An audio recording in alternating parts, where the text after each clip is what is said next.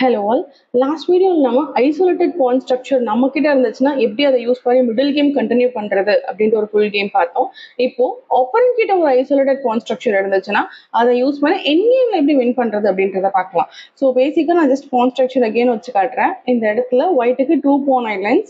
Okay, இது ஒரு pawn island, E to H ஒரு pawn island, பிளாக்குக்கு 3 pawn islands, AB ஒரு island and D ல ஒரு தனி isolated pawn and அதுக்கப்புறம் F to H. ஸோ opponentக்கு 3 pawn islands, நமக்கு 2 pawn islands, ரைட்டா? ஸோ இப்போ பேசிக்காக பான் ஐலண்ட்ஸ் யாருக்கு கம்மியாக இருக்கும், ஜஸ்ட் அவங்களுக்கு பான் ஸ்ட்ரக்சர் கொஞ்சம் பெட்டர், அவங்களுக்கு என் கேம் போனால் தான் அட்வான்டேஜ். இதை நம்ம லாஸ்ட் கிளாஸே டீட்டெயிலாக பார்த்துருந்தோம்.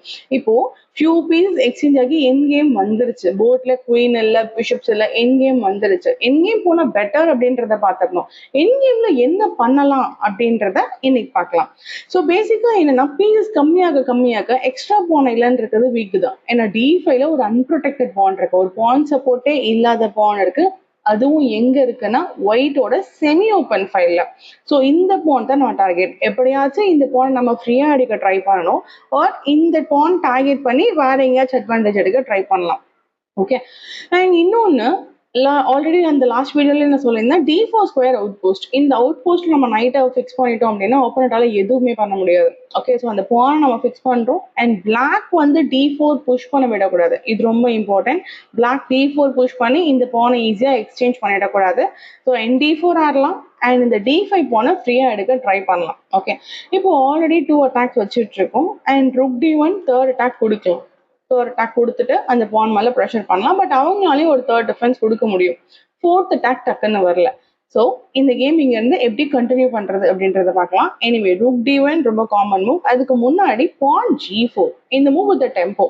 ஏன்னா இந்த பான் மேல நான் 2 அட்டாக் வச்சுட்டு இருக்கேன், அவங்க 2 டிஃபென்ஸ் வச்சுட்டு இருக்காங்க இல்லையா? ஸோ அதுல ஒன் ஆஃப் த டிஃபெண்டர் நான் டிஃப்ளெக்ஷன் யூஸ் பண்ண போறேன். பான் G5 டிஃப்ளெக்ட் பண்ணிக்கலாம். G5 யாருன்னா அவங்க அந்த F6 நைட் எடுத்து தான் ஆகணும். D5 பான் நான் அடிச்சுக்க போறேன், எனக்கு அந்த பான் கிடைச்சிருச்சு. எனிவே இந்த D5 தான் டார்கெட்னும் போது இது மேல நம்ம அட்டாக் இன்க்ரீஸ் பண்ணலாம், இல்லைன்னா இந்த டிஃபெண்டரை நம்ம டார்கெட் பண்ணி டிஃப்ளெக்ட் பண்ணி ஃப்ரீ அடிக்க ட்ரை பண்ணலாம். கண்டிப்பா பிளாக் என்ன பண்ணுவாங்க, பான் H6 ஆடி இந்த G5 ப்ரிவென்ட் பண்ணுவாங்க. இப்போ நம்ம ஜஸ்ட் பான் F3 எதுக்காகனா நம்ம கிங் கண்டிப்பா கொண்டு வரணும். என் கேம்ல கிங் ரொம்ப ரொம்ப இம்பார்ட்டன்ட் பீஸ், ரொம்ப ரொம்ப important piece. And Rook D1 ஆடலாம் அண்ட் NE4 NG5 இந்த மாதிரி கவுண்டர் சான்சஸும் இருக்கக்கூடாது அண்ட் கிங் எடுத்து வரும்போது செக் எதுவும் வரக்கூடாது. ஸோ அதனால நம்ம கிங்கையும் கொண்டு வரணும். G4 பானை சப்போர்ட் பண்ணியாச்சு. Idea H4 G5. Okay, so G5 E4 ஸ்கொயரையும் கண்ட்ரோல் பண்ணும், லாங் டேர்ம்க்கு G4 பானையும் ப்ரொடெக்ட் பண்ணும். அதுக்காக F3 அண்ட் ஐடியா வந்து H4 ஆடி நம்ம G5 ஆட போறோம். ஜஸ்ட் கேம் எப்படி போகுதுன்னு பார்க்கலாம். F3க்கு ஓப்பன் Rook D8, நம்ம Rook D1 அகேன் இந்த பான் மேல முடிஞ்ச அளவுக்கு எக்ஸ்ட்ரா ப்ரெஷர் வச்சாச்சு. ஸோ இப்போ கிங் F2 கண்டிப்பா H4 G5 பிளான் போர்ட்ல இருக்கு. பட் அதுக்கு முன்னாடி கிங் சென்டர் கொண்டு வர்றது ரொம்ப பெட்டர் என் கேம்ல. ஏன்னா கிங் ஒரு ஷார்ட் ரேஞ்ச் பீஸ். நீங்க அங்கிருந்து டக்குனு ஒரு குயின் சைட் பான் அடிக்கணும் அப்படின்னா அதுக்கப்புறம் G1ல இருந்து பொறுமையா போயிட்டு அந்த குயின் சைட் பான் அடிக்கலாம் ரொம்ப டிலே ஆகும். ஆனா அந்த கிங் சென்டர்ல இருந்துச்சு அப்படின்னா நீங்க குயின் சைட் வேணும்னாலும் ஈஸியா போய்க்கலாம், இல்ல கிங் சைட் வேணும்னாலும் ஈஸியா போய்க்கலாம். So king short range piece அப்படின்றதுனால அது எந்த அளவுக்கு சென்டர்ல இருக்கோ அந்த அளவுக்கு அந்த கிங்கால ரெண்டு சைடும் கொஞ்சம் ஈஸியா ஸ்பிளிட் ஆகி போக முடியும். எங்க வேணுமோ அந்த கிங் அங்க போய்க்கலாம். ஒப்போனண்டோட வீக் பாயிண்ட் ஜென்ரலா எங்க இருக்கும்னு சொல்ல முடியாது. ஸோ எங்க வீக் பாயிண்ட் இருக்கோ அங்க நம்ம அட்டாக் பண்ணி போய்க்கலாம். ஓகே, ஸோ அதனால கிங்க சென்டர் கொண்டு வரது ரொம்ப இம்பார்ட்டன்ட். ஆப்போனண்ட்டும் கேஜிஸா ஆடுறாங்க H4. ஓகே, ஸோ இதுல நைட் E2 ND4 ரொம்ப காமன். ஏன்னா அந்த நைட்டுக்கு D4 ஸ்கொயர் ஒரு சூப்பர் அவுட் போஸ்ட். நைட்டு D4ல வைக்கலாம். ஆனா D4க்கு அப்புறம் அந்த நைட் எங்கேயும் பெருசா போகாது. F5 போகல, E6 வராது, C6 வராது. B5க்கு அவங்க என்ன பண்ணிடுவாங்க, A6 வச்சிருவாங்க. ஸோ அதனால நம்ம என்ன பண்றோம், நைட் E to நைட் D4க்கு முன்னாடி அந்த நைட் D4 வச்சதுக்கு அப்புறம் ஒரு ஸ்கொயர் வேணும் இல்லையா? அதனால இந்த F5 வீக் பண்ண ட்ரை பண்றோம். H4 ஐடியா G5 இங்க H1 to G5 நைட் எடுத்தாங்கன்னா D5 பான் போச்சு. ஏன்னா D5 மேல 3 அட்டாக்ஸ், அவங்க 3 டிஃபென்ஸ் கரெக்டா வச்சுட்டு இருக்காங்க. இந்த நைட்டை நம்ம டார்கெட் பண்ணி துரத்திட்டோம்னா நைட் எடுத்த உடனே D5ல பான் ஃப்ரீயா போயிடும். ஓகே, ஸோ அதனால இந்த நைட்டை அவங்களால எடுக்க முடியாது. பான் G5 ஆடணும். ஒரு பான் மூவ் பண்ணும்போது நியர்பை ஸ்கொயர்ஸ் வீக் ஆகும். ஏன்னா இந்த பான் G6ல இருக்கும் போது எந்த 2 ஸ்கொயர்ஸை கண்ட்ரோல் பண்ணிட்டு இருந்துச்சோ G5 புஷ் ஆனதுக்கு அப்புறம் இந்த 2 ஸ்கொயர்ஸை இந்த கேம் முடிகிற வரைக்கும் அதால கண்ட்ரோல் பண்ண முடியாது. ஏன்னா பான் ஒன்ஸ் ஃப்ரண்ட்ல மூவ் ஆச்சுன்னா அது பேக் போகாது. ஓகே, அப்போ இந்த ரெண்டு ஸ்கொயரும் பெர்மனன்ட் வீக்னஸ். ஸோ இப்போ நம்ம வந்து ஒரு 20th மூவ்ல இருக்கோம் அப்படின்னா இந்த கேம் 40 50 80 எவ்வளவு போனாலும் இந்த F5 ஸ்கொயரும் H5 ஸ்கொயரும் ஒப்பனண்ட்டுக்கு வீக் தான். இம்மீடியட்டா நம்ம அதை அடிக்கணும், அட்டாக் பண்ணணுன்ற எந்த அவசியமும் இல்லை. எவ்வளவு ஸ்லோவா பண்ணாலும் F5 வீக்னஸ். ஸோ ஜென்ரலா ஒரு பான் என்ன பண்ணும், இந்த 2 ஸ்கொயரை கண்ட்ரோல் பண்ணிட்டு இருக்கும், ஒரு இந்த மாதிரி ஒரு டயக்னலை பிளாக் பண்ணிட்டு இருக்கும். ஸோ அப்போ ஒரு பான் மூவ் நடக்கும்போது அந்த டயக்னல் ஓப்பன் ஆகும், பான் இருந்த அது கிராஸ் ஆகிற 2 டயக்னல் ஓப்பன் ஆகும் அண்ட் 2 ஸ்கொயர் வீக் ஆகும். அதையும் நம்ம புரிஞ்சுக்கிட்டு ஆடணும். ஓகே, ஸோ இப்போ அந்த G5 வச்சதுக்கு அப்புறம் இந்த F5 ஸ்கொயர் வீக், அப்போ அந்த F5 ஸ்கொயருக்கு மேனுவர் பண்றதுக்காக இப்போ நம்ம நைட் E2 ND4 NF5 போகலாம். ஸோ நைட் E2 ND4 ரொம்ப நேச்சுரல், எப்போனாலும் வச்சிருக்கலாம். பட் D4க்கு அப்புறம் எங்கேயும் வரல. ஸோ F5ல இந்த ஸ்கொயரை நம்ம வீக் பண்ணிட்டோம், ஒப்பனண்ட்டை ஃபோர்ஸ்டா G5 புஷ் பண்ண வச்சுட்டு இப்போ நம்ம நைட் மேனுவரிங் பண்றோம். நைட் G8 ஆடுவாங்க. ஐடியா ND4 ஆடும்போது night E7. So night E7 ஆடி நம்ம நைட் F5 வராம அவங்க ஸ்டாப் பண்ணிப்பாங்க. ஓகே, இப்போ நம்ம அகைன் கிங் அண்ட் பான் தான் கொண்டு வரணும். ஸோ ஏதோ ஒரு இடத்துல நம்ம ட்ரை பண்ணி தான் ஆகணும். King G3, so king G3 பான் F4 F5 ஏதோ ஒரு ட்ரை இங்கே பண்ணி தான் ஆகணும். அண்ட் அகேன் ஒப்பனண்ட்டுக்கு இந்த D5 பான் தான் வீக். ரூக் H8 ஆடுறாங்க F4. ஸோ F4 இந்த பான் மேல அட்டாக் பண்றாங்க. இப்போ ஆப்போனன்ட் இதை கேப்சர் பண்ணாலும் என்னன்னா பான் ஐலண்ட்ல எந்த சேஞ்சுமே இல்லை. ஒயிட்டுக்கு 2 பான் ஐலண்ட் தான், பிளாக்குக்கு 3 பான் ஐலண்ட் தான். ஏற்கனவே D5 மட்டும் அன்டிஃபெண்டட், இப்போ இந்த F7 அன்டிஃபெண்டடா இருக்கும். ஸோ ஒரு ஐசோலேட்டட் பானா இருக்கும். ஸோ அதை பேஸ் பண்ணி ஒயிட்டு G4 ஆடுறாங்க, F4 ஆடுறாங்க. F4க்கு பிளாக் G6, இப்போ நைட் F3 வித் டெம்போ. G5வும் அட்டாக், நைட் E5 4க்கும் பிளான். நைட் E5 4 பிளான் இருக்குன்றதுனால அப்புறம் இந்த F6 வச்சுதான் ஆகணும். அண்ட் டைரக்டா F6 ஆனாலும் F into G5 அடிச்சுட்டு இங்க 4க்கு இருக்கு. ஸோ அதனால என்ன பண்றாங்க, இதை அடிச்சுட்டு F6 இந்த மூவ் பிளாக் விளையாண்டு தான் ஆகணும். ஸோ F6 வச்சாதான் இந்த NE5 ப்ரிவென்ட் பண்ண முடியும். இப்போ நம்ம பான் F5 செக், F5 செக்குக்கு கிங் எடுத்துப்பாங்க. ஸோ இப்போ இது வரைக்கும் என்ன ஆயிடுச்சு, so position few pieces exchange பண்ணியிருக்கோம், பட் நம்மளோட பொசிஷன் நல்லாவே இம்ப்ரூவ் ஆயிருக்கு. கிங்கையும் சென்டர் கொண்டு வந்தாச்சு அண்ட் அந்த 2 பான் ஐலண்ட் மெயின்டைன் பண்ணிட்டோம். அப்புறம்டோட D5 பான் மேல முடிஞ்ச அளவுக்கு ப்ரெஷர் பண்ணியிருக்கோம். இதுக்கப்புறம் டக்குன்னு எதுவும் பண்ண முடியல. ஸோ இப்போ நைட்டு திரும்ப வந்து D5 பான் அட்டாக் பண்றது டிலேட் பிளான். ஸோ மறுபடியும் நம்ம அட்டாக்கை ஷிஃப்ட் பண்ணலாம். ஓகே, ஸோ எனிவே D5 பான் இப்போதைக்கு குயின் ஆகாது. So rook E1 rook E3 இந்த மாதிரி ஆடி டபுள் பண்ணி நான் இந்த E7 டார்கெட் பண்றேன் அண்ட் எனக்கு அந்த E6 square out post. So நான் ஜஸ்ட் பிளான் சேஞ்ச் பண்ணிக்கிறேன். Okay, opponent rook C7 ND4, ஏன்னா E6 ஸ்கொயர் அவுட் போஸ்ட் இல்லையா, முடிஞ்ச அளவுக்கு இருக்கிற வீக் ஸ்கொயர்ஸ்லாம் டார்கெட் பண்ணணும். அண்ட் இன்னொரு பிளான், பிளாக்கோட ரூக் C2 என்டர் ஆகக்கூடாது.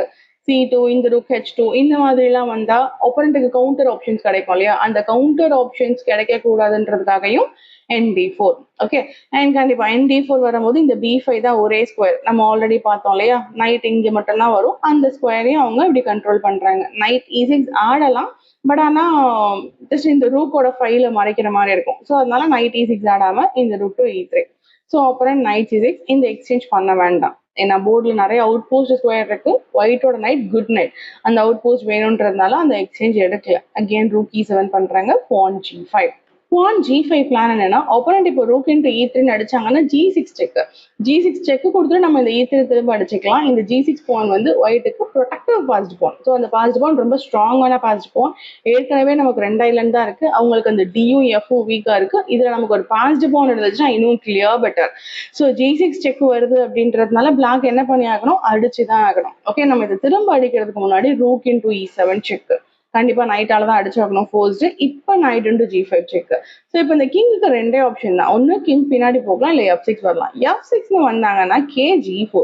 ஸோ இந்த கிங் G4க்கு அப்புறம் இது பொசிஷனலி ஒயிட்டுக்கு பெட்டர். ஏன்னா ஸோ ஃபர்ஸ்ட் ஆஃப் ஆல் இந்த பான் எக்ஸ்சேஞ்சில் என்ன ஆகுது, மறுபடியும் 2 பேருக்குமே வந்து 2 பான் ஐலண்ட் தான்.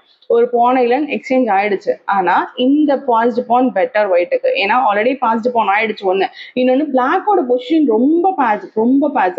ஸோ அவங்க ரூக் ஓப்பன் ஃபைல்லையே இருந்தாலும் அந்த ரூக் என்டர் ஆகிறதுக்கு எங்கேயுமே ஸ்பேஸ் இல்லை.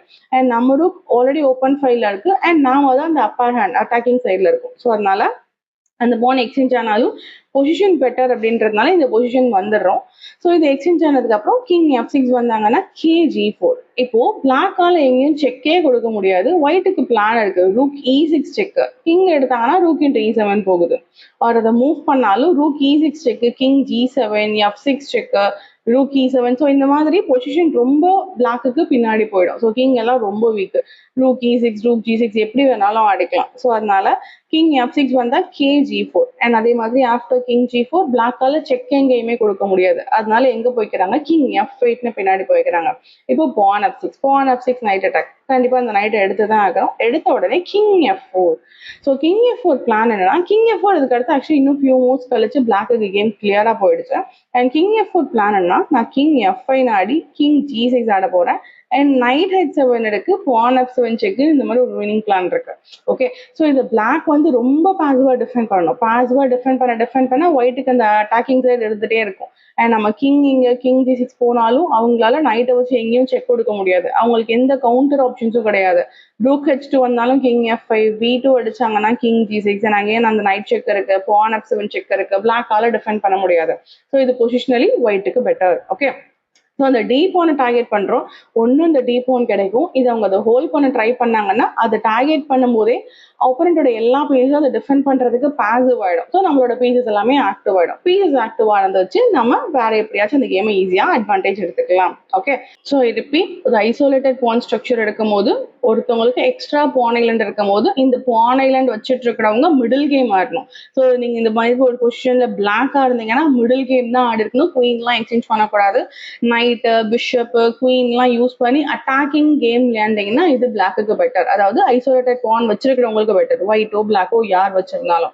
இதே இது உங்களுக்கு இந்த மாதிரி பான் ஐலண்ட்ஸ் கம்மியா இருக்கு அப்படின்னும் போது மிடில் கேம்ல பீசஸ் கொஞ்சம் பாசிவா இருக்கிற மாதிரி இருக்கும். ஸோ நீங்க மிடில் கேம் விளையாடாம பீசஸ் எல்லாம் எக்ஸ்சேஞ்ச் பண்ணி என் கேம் போயிட்டீங்கன்னா என் கேம்ல ஒப்பனண்டோட இந்த ஐசோலேட்டட் பான் வீக் அவங்களால அட்டாக் பண்ண முடியாது. ஓகே, ஸோ அதை பேஸ் பண்ணி இந்த ஐசோலேட்டட் பான் ஸ்ட்ரக்சர் நமக்கு இருக்கு, ஒப்பனண்ட்டுக்கு இருக்கா, அண்ட் அதுக்கு ஏற்ற மாதிரி நம்ம எப்படி ஆடலாம்னு யோசிச்சு விளையாண்டீங்கன்னா உங்களுக்கு பெட்டர் ரிசல்ட் கிடைக்கும்.